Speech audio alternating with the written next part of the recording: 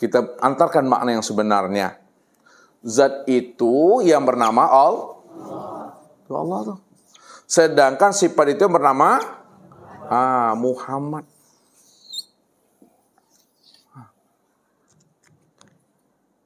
Jadi tajalinya daripada Allah itu yang disebut namanya Muhammad.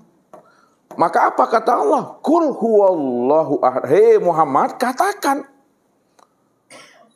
bahwa aku tuh Ahad Esa. Jangan terpandang olehmu ada yang lain selain daripada aku.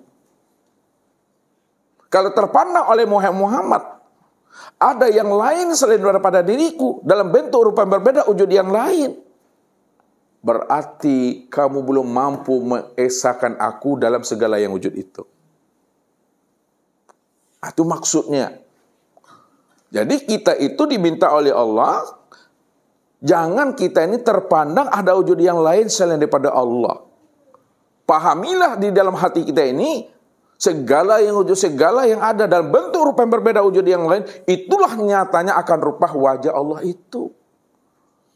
Nah, kalau diperhaluskan maknanya, ya, zat ini yang disebut namanya yang batin. Sedangkan sifat ini disebut namanya yang zahir. Jadi zahirnya bermacam-macam wujudnya. Namun hakikat diri yang zahir itu satu juga, itu yang batin tadi itu. Apakah batin dengan zahir, zahir dengan batin itu berpisah Bapak Ibu? Tidak. Kalau tidak berpisah, Ustaz mau tanya sama Daniel. Yang batin itu kalau tidak berpisah dia dengan zahir, lalu di mana letaknya yang batin itu? Daniel? Pada yang zahir. Bagaimana untuk mengenal yang batin itu ada di dalam yang zahir itu? Hah? Bagaimana caranya? Bagaimana cara memandang yang batin itu ada dalam zahir? Bagaimana cara memandang yang batin itu ada dalam zahir itu? Contohnya? Bentuk rupa yang zahir ini, bentuk rupa yang batin. Kenapa Daniel bisa mengatakan bahwa bentuk rupa yang zahir ini adalah bentuk rupa yang batin? Karena yang batin itu telah zahir. Zahirnya dalam bentuk apa? Bentuk alam. Bahwa alam itu adalah bentuk yang batin. Kalau alam itu bentuk yang batin, maka sesungguhnya alam itu alam batin. Contoh yang lebih mudah dipahami dan dimengerti. Coba Bapak. Bahwa memandang yang batin itu di dalam yang zahir. Bagaimana contoh konkretnya? Kalau tadi bahasanya umum agak payah Bapak Ibu memahaminya. Bahwa yang batin itu ada di dalam yang zahir. Nah, contohnya tubuh dengan ruh. Bahwa yang batin itu ada di dalam yang zahir. Contohnya bergeraknya tubuh akan ada ruh. Berarti ruh itu berada pada tubuh itu. Itu cara memandangnya. Kalau memahaminya, ya, untuk melihat yang batin, buka yang zahir itu. Kalau ada buka yang zahir, maka nampak yang batin itu. Nah, contohnya, ya, buah mangga, ya, bahwa isi itu ada di dalam kulit. Isi ada di dalam kulit. Untuk melihat isi, buka kulit. Ketika kita telah buka kulit, maka nampak nampak isinya. Untuk mendapatkan rasa, makan isinya. Setelah makan isinya, maka dapat rasa. Untuk mendapatkan nikmat,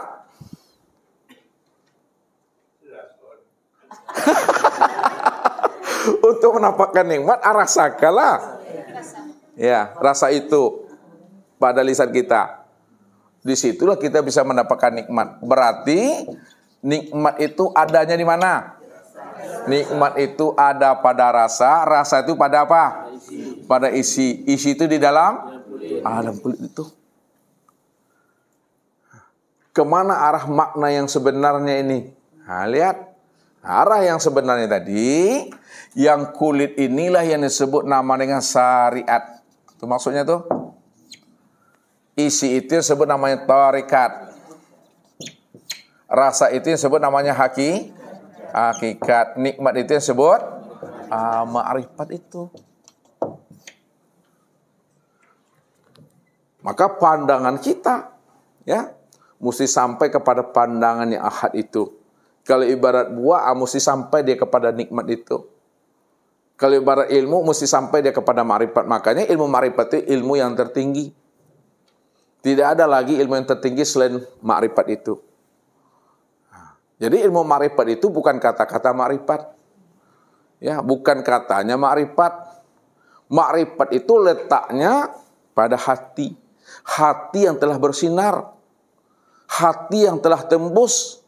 Hati yang telah mampu memandang Allah, bahwa Allah lah segala yang ada, dan segala yang ada itulah wujud nyatanya rupakan diri Allah itu.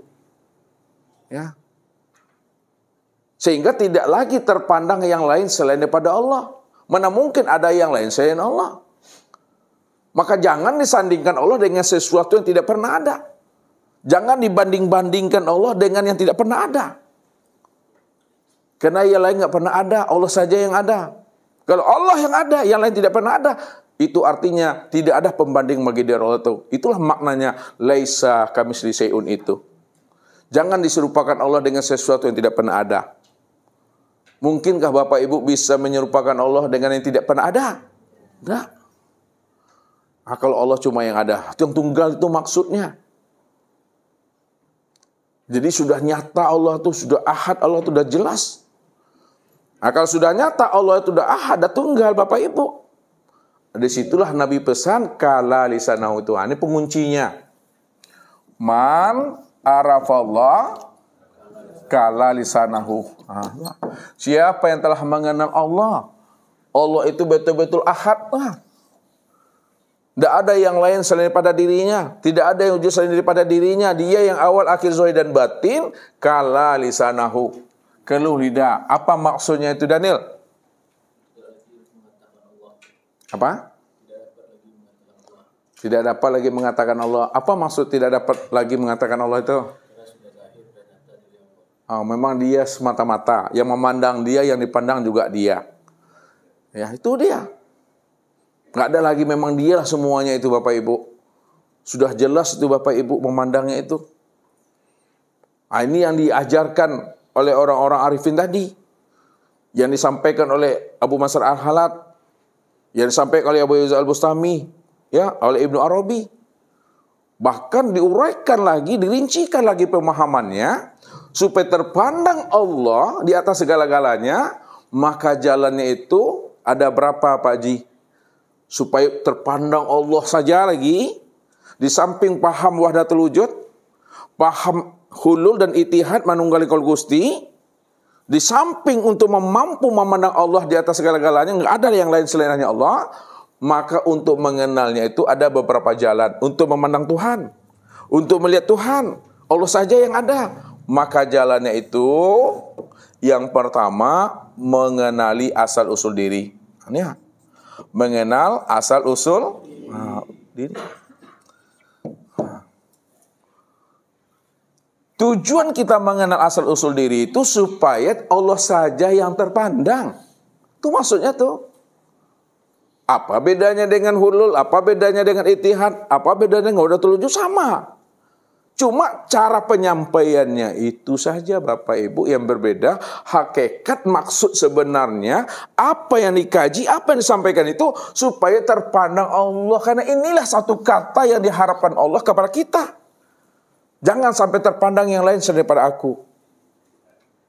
Itu maksudnya mengenali asal-usul diri. Yang kedua, matikan diri. Apa tujuan matikan diri, Daniel? Tujuan mematikan diri apa? Yang jelas-jelas ngomongnya. Tadi udah jelas-jelas ngomongnya, jangan dikaburkan. Nanti payah Ibu Liah pulang itu. Apa tujuan mematikan diri? Bantu Epa, bantu Rahmi, bantu Dewi, ada Dewi? Bu Wi lah kalau tidak ada Dewi. Bantu Bu Wi. Apa tujuan mematikan diri Bu Wi? Supaya apa? Supaya tidak ada yang lain selain Allah. Dipertegas Rani. Apa tujuan Rani mematikan diri? Supaya nampak Pak Jeb. Bantu lagi Erna. Paning aku. Bantu lagi Bu Susi. Tujuan Bu Susi mematikan diri. Menghilangkan keakuan sama aku. Apalagi Bu Lia. Hanya Allah yang hidup. Apalagi itu Gina, maksudnya pertajam kalamnya. Hanya Allah yang ada. Ibu Lina, pertajam kalamnya. Ustaz minta semuanya. Pak Abdul, tujuan mematikan diri. Hanya Allah saja yang wujud. Hanya Allah saja yang wujud. Pertegas lagi. Siapa namanya ini? Hah? Hanya Allah, semata-matanya Allah. Pak Azwar, apa tujuan mematikan diri?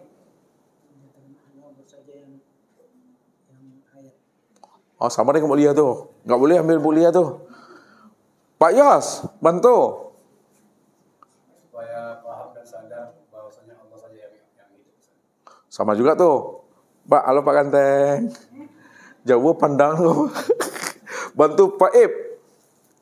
Kenapa Pak Ip mematikan diri? Apa tujuannya? Karena Allah aja anak Bapak. hanya Allah yang hidup. Pak Andre. Pak Rifai. Jangan disandingkan mematikan diri itu, jangan kita menyandingkan diri kita dengan Allah. Oh, itu tujuan mematikan diri. Ya. Pak Ji, janganlah yo. Mengatakan bahwa diri kita tidak ada yang ada, hanya Allah. Pak An. Hanya Allah yang ada, Ustaz. Oh. Halo Pak Ganteng. Nih. Pak. Pak Pesal. Terpanah aku. Pak Pesal. Tujuan mematikan diri itu hanya untuk mematikan diri, hanya diri Allah saja yang ada. Pak Endra. Menyatakan hanya Allah yang hidup. Halo Pak ini ya. Ya Pak Ganteng ya. Hanya Allah yang Pak Naim terakhir. Penutup. Semata-mata Allah yang ada. Lihat kan banyak bahasanya kan? Tapi bahasa yang Ustaz minta dari semua bahasa yang Ustaz utarakan tadi, tujuan kita mematikan diri supaya yang terlihat itu hanya Allah. Tujuan kita mengenali asal-usul diri supaya yang terlihat itu hanya Allah. Ini yang dihantarkan dengan paham hulul, ittihad, wahdatul wujud itu. Supaya yang terlihat itu hanya Allah saja. Cuma untuk mengutarakan isi dalam ini dengan bahasa kata-kata sulit Bapak Ibu. Makanya mayakhruju baina syafatain ilal isyrati wal iktibar. Kemudian yang ketiga. Ya. Dengan cara memfanakan diri. Apa tujuannya memfanakan diri di dalam diri? Supaya yang terlihat hanya Allah. Dengan keempat, menganalisis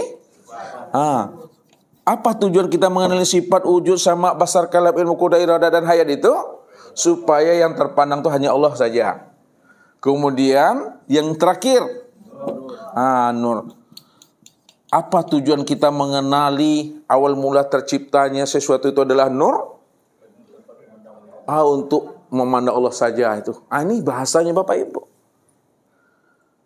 Jadi bagi orang-orang yang masih zulumat, orang-orang yang hatinya masih terhijab, belum mengenal akan wujud kezahiran Allah itu. Di sinilah dia selalu mengkafirkan, mensirik-sirikan itu, menyesat-nyesatkan. Ini yang berbahaya Bapak Ibu. Karena kedangkalan ilmu, kurangnya pemahaman tentang pengenalan diri kepada Allah, sehingga orang dihakimi. Sampai-sampai apa kata Syekh Junaid ya terhadap pemerintahan yang melakukan hukuman pancung terhadap Abu Mansur Al-Halaj. Apa kata Sejunet? Sekiranya aku hidup di masa Abu Mansur Al-Halaj, maka aku sendiri yang akan melarang jangan sampai pemerintahan itu melakukan hukuman terhadap Abu Mansur Al-Halaj itu. Ya. Kenapa beliau melarang?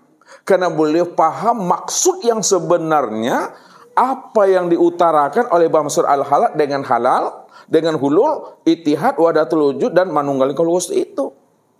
Jadi apa yang mereka sampaikan itu untuk menghantarkan pemahaman hanya Allah sajalah yang mesti dipandang, jangan sampai ada yang lain selain pada Tuhan itu. Cuma orang-orang yang tidak mengerti, cepat kali, pagi kali lah menuduh-nuduh orang itu. Di sinilah Rasul arif dan bijaksana dalam mengungkapkan rahasia setiap ilmu ini. Apa kata Rasul kepada kita? Man kasura ilmuhu qala inkaru. Barang siapa yang banyak ilmunya, dalam wawasannya, ya, dia telah mendapatkan ilmu laduni, dia telah mendapatkan ilmu hikmah, sedikit kemungkinan untuk dia membantah. Bahkan tidak pernah sama sekali dia akan membantah. Apalagi mensesat-sesatkan, apalagi mengkafir-kafirkan. Kalau dia telah mendapatkan ilmu hikmah, ilmu laduni, wawasannya dalam, ilmunya luas, maka tidak ada bagi dirinya untuk menyesat-nyesatkan orang itu. Tapi sebaliknya apa kata Rasul? Man qala ilmuhu kasurat tiraduhu. Siapa yang ilmunya sedikit, ilmunya seperti katak dalam tempurung, dia belum mendapatkan ilmu hikmah, dia belum mendapatkan ilmu laduni, maka dialah orang yang paling banyak menyesat-nyesatkan, mengkafir-kafirkan, yang tidak sesuai dengan akal fikirnya. Disinilah kebanyakan manusia ini keliru dan salah. Asal berbeda pendapat dengan dirinya, pasti orang yang berbeda pendapat dengan dirinya dikatakannya sesat dan kafir tuh. Selalu tuh dalam debat-debat pun gitu tuh. Asal tidak cocok dengan pemikirannya, tidak sesuai dengan pahamnya, pasti orang yang berbeda dengan dirinya dibilangnya sesat dan kafir itu. Padahal dia mengkafirkan orang itu karena kedangkalan wawasan ilmunya. Makanya muncullah namanya ya Muhammad Rashid Ridho. Apa kata beliau? Ta'anni wa la ta'jal bilaumika sahiban la'allalahu uzran wa anta talub. Jangan kamu sekali-kali cepat sekali kamu mau nuduh orang kafir, sesat dan neraka, padahal orang yang kamu tuduh sesat, kafir, neraka itu dia punya dasar, dia punya dalil terhadap tuduhan kamu kepada dirinya. Itu mesti memahami. Ya. Jadi kalau kita ingin tahu, bertanya kita kepada dirinya. Jangan kita membaca di luar. Masuk kita ke dalam dirinya itu. Apa maksud yang sebenarnya? Ya. Ini dengan membaca buku saja, oh ini sesat nih. Dengan melihat video saja, oh ini sesat nih dah. Akhirnya apa? Dengan kata-kata dia memfatwakan sesat, maka Abu Mansur Al-Halaj tadi dihukum bunuh kena fatwanya tadi itu. Padahal dia dangkal pemahamannya. Begitulah Siti Jenar juga begitu. Ya. Karena yang dibunuhnya, yang dimatikannya tubuh, padahal diriku ini bukan tubuh. Aku ini bukan tubuh. Kalau aku bukan tubuh, maka aku hidup. Bagaimana awalnya, begitu akhirnya. Karena aku itu bukan tubuh, akan tetapi aku itu adalah ruh. Ruh itu tiada lain adalah dia itu. Itu rahasianya. Saking tingginya ilmu Siti Jenar, ya, Ibnu Arabi, Abu Mansur Al-Halaj dan Abu Yazid Al-Bustami, saking tingginya tidak tercapai, terjangkau oleh orang-orang syariat. Dia hanya mampu memandang yang zahir saja, mampu memandang yang wujud saja. Saking tingginya, sampailah mereka mengatakan sesat dan kafir di situ. Padahal Nabi mengatakan apa? Ya. Siapa yang menuduh seseorang itu adalah sesat, kafir, itu adalah suatu kefasikan, kata Rasulullah. Apalagi sempat membunuhnya. Itu dah zolim kali itu, Bapak Ibu. Jadi jangan dengan kedangkalan wawasan kita memahami rahasia-rahasia Allah itu, sehingga kita berfatwa mereka sesat dan kafir dan neraka. Ya. Padahal amal mereka sendiri belum tentu diterima. Diri mereka sendiri, mereka tak mampu menjaminnya. Tapi mereka mampu mensesatkan orang, mengkafirkan seseorang, dia aja yang selamat. Nah, itu yang berbahaya itu. Ya, merasa dirinya benar. Nah, itulah sifat munafik itu. Nah, jadi sifat munafik itu salah satunya merasa dirinya yang paling benar. Kenapa merasa diri yang paling benar? Ketika ilmunya sudah tinggi menurut dia, kalamnya menjadi fatwa, kalamnya menjadi hujah, ilmunya menjadi rujukan. Itulah yang membuat hijab batu penaruang bagi dirinya. Di mana letaknya hijab dan batu penaruang bagi dirinya ketika ilmunya dah tinggi, ilmu menjadi sandaran dalil, ilmunya di sanadnya, ilmunya menjadi hujahnya. Ketika itu dia sudah mengaku menjadi hakim Tuhan, sudah mengaku menjadi jaksa Tuhan, sudah mengaku menjadi wasit Tuhan. Apa sebabnya dia telah mengaku jadi jaksa Tuhan, hakim Tuhan, jaksa Tuhan? Karena ilmunya sudah menjadi rujukan. Ya, ilmunya sudah bisa difatwakan, ilmunya sudah bersanad katanya.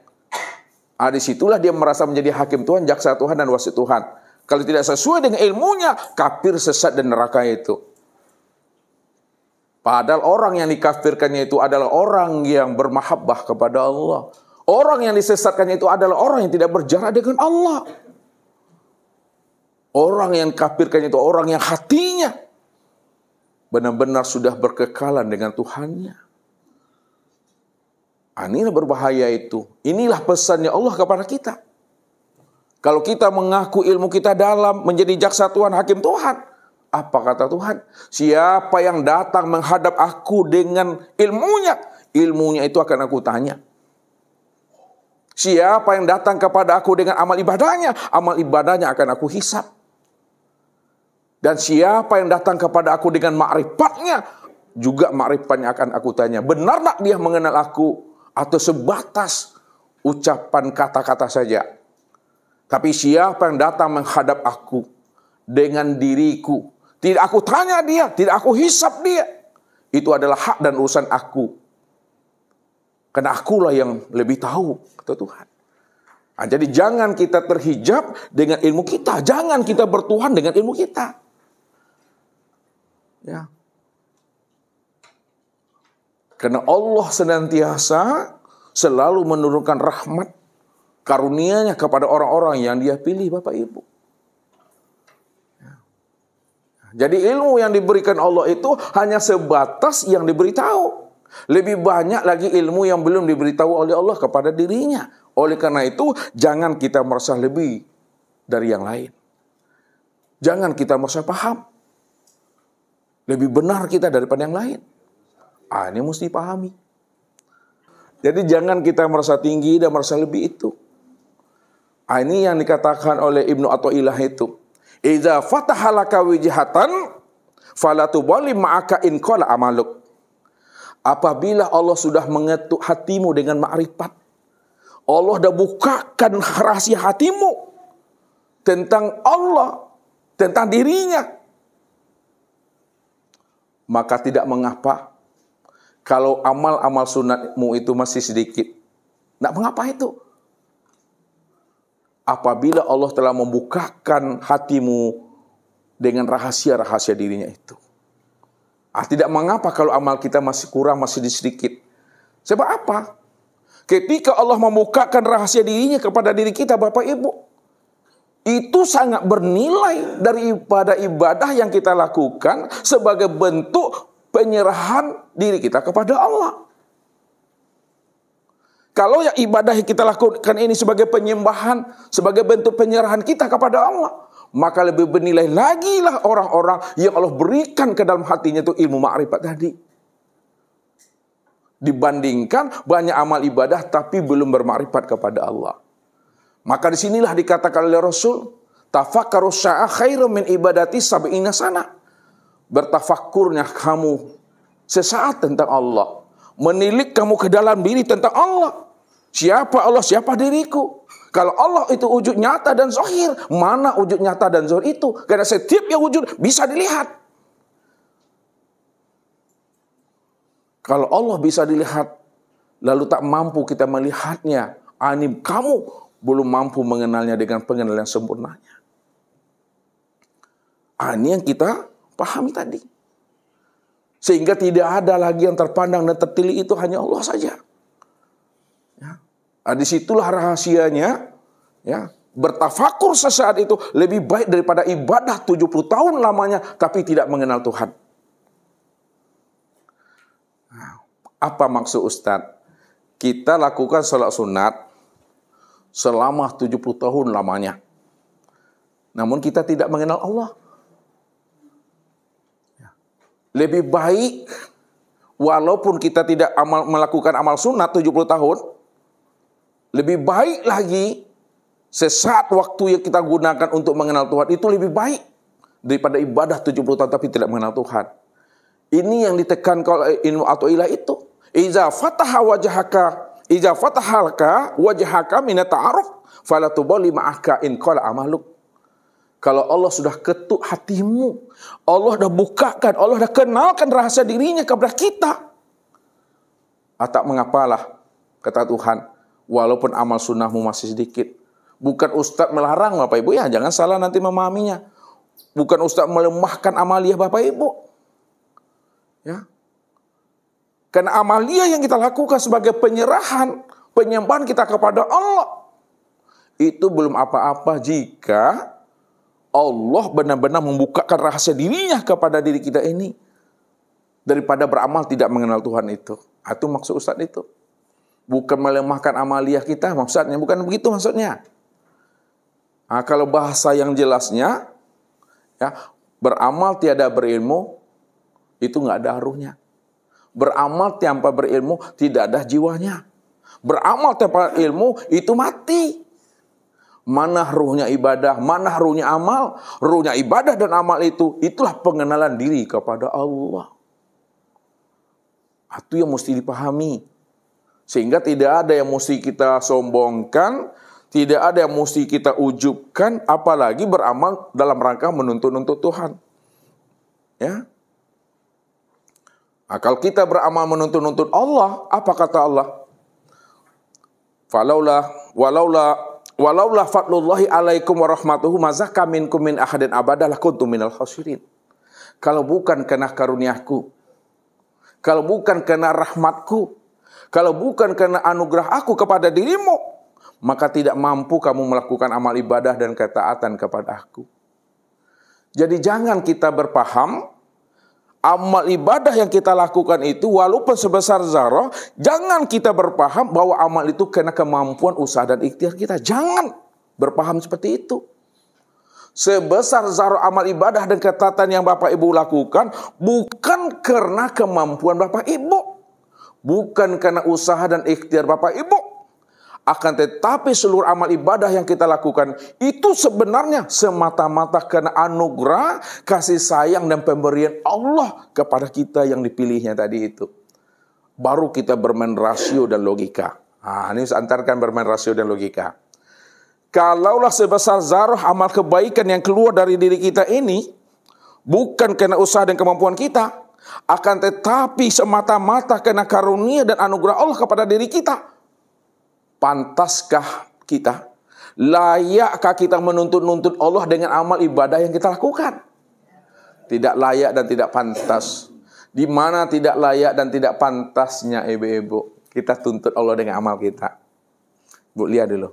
Ajak berpikir dulu. Sangat tidak pantas Ustaz, karena kan semuanya dari Allah. Kita kan tidak mampu lah.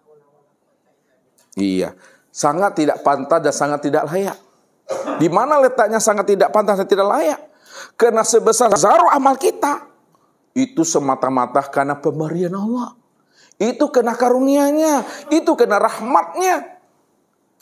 Kalaulah semua amal kita itu kena karunia dan rahmat-Nya, salat kita kena karunia-Nya, puasa kita kena rahmat-Nya, zakat, haji kita semuanya bentuk kasih sayang-Nya, maka tidak pantas dan tidak layak dituntut Allah itu dengan amal-amal kita. Itu yang mesti dipahami. Sehingga kita beribadah itu tidak lagi berdagang. Kita beribadah itu tidak lagi bernegosiasi. Kita beribadah itu tidak lagi tawar-menawar. Apalagi beribadah melakukan intervensi terhadap Tuhan. Haram betul itu Bapak Ibu. Dah salah cara kita bertuhan kepada Allah. Kita jadikan Allah sebagai Rabb kita. Supaya Allah menjadi budak nafsu kita. Ini berbahaya. Kan banyak orang mengaku hamba Allah, tapi di balik pengakuannya, Allah dijadikan sebagai hamba buat dirinya. Allah wajib patuh kepada aku. Allah mesti turut kepada aku. Kalau tidak, awas. Ada ngancam Tuhan itu dah. Ya, ngancam Tuhan itu dah. Masa Allah diancam-ancam Bapak Ibu? Ya, dituntut-tuntut. Tidak ada hak kita, tidak ada pantasnya kita menuntut Allah. Kita ini hidup karena Dia. Kita melihat karena Dia, kita mendengar karena Dia. Kita beramal karena Dia. Maka tak pantas itu Bapak Ibu. Begitu memahaminya. Bapak Ibu, ya, apa yang disampaikan oleh Abu Mansur Al-Halad, Syekh Abu Yazid Al-Bustami, ya, Ibnu Arabi, apa yang mereka katakan dengan bahasa hulul, ittihad, wahdatul wujud, dan sebagainya itu sebenarnya untuk menyatakan bahwa Allah sajalah yang mesti terpandang dalam hidup ini. Nah, tujuannya apa supaya Allah terpandang dalam hidup ini? Untuk memurnikan akan keesaan ketunggalan Allah. Sampai-sampai dikaji oleh mereka bagaimana supaya terpandang Allah. Kenalilah diri. Pasti terpandang Allah itu. Matikan diri. Pasti terpandang Allah itu. Fanahkan diri, pasti terlihat Allah itu. Kenalilah sifat diri, pasti terlihat Allah itu. Kenalilah nur, awal mula kejadian itu, pasti terpandang Allah di situ.